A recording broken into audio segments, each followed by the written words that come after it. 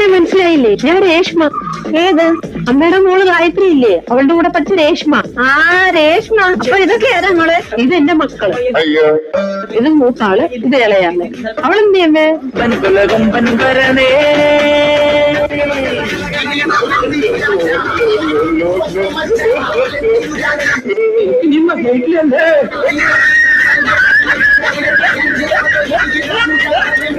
അമ്മ ഇതുവരെ ഇവളെ ഈ തൊട്ടിലിന്ന് എടുത്തില്ലേ?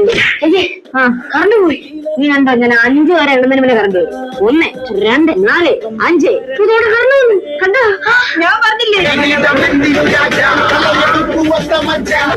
ഗായത്രി ഈ ആന്റി പിള്ളേരും മക്കളെ ആ ഇരിക്കുന്നുണ്ടല്ലോ, അമ്മയുടെ കൂട്ടുകാരിയാ. ആന്റിയോട് ഹായ് പറ. Hi aunty.